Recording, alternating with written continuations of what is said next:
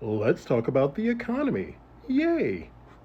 So, today it was reported that the Producer Price Index, or PPI, came in at 0.9%, which is much, much higher than the 0.3% that was expected. Now, earlier this week, the Consumer Price Index, or CPI, came in line with expectations. And even though the PPI isn't followed as closely as the CPI, it does play a factor in whether or not the Federal Reserve will cut interest rates in September. Got all that?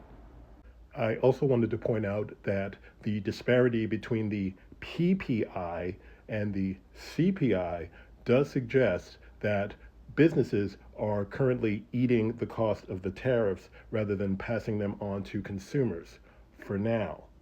But what does all this have to do with real estate?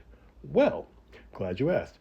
So basically, if the Fed is still concerned about inflation, then they are not going to cut interest rates, certainly not anytime soon. And as you most likely have figured out by now, mortgage rates are directly connected with interest rates that the Federal Reserve sets. So if the Fed doesn't cut the rates, then mortgage rates will probably stay high and may even go up. They're currently at about 6.5% right now, the national average.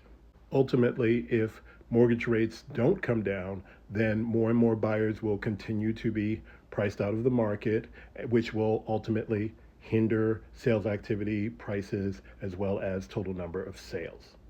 Now, personally, I think that this will have a much more effect on the national market rather than the local Manhattan market.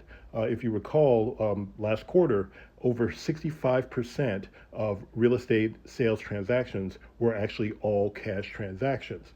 So I don't think it's going to have too much of an impact on the Manhattan market. However, in the surrounding boroughs, Brooklyn, Bronx, Queens, Staten Island, as well as nationwide, that depends more on financing, that may have an effect on pricing.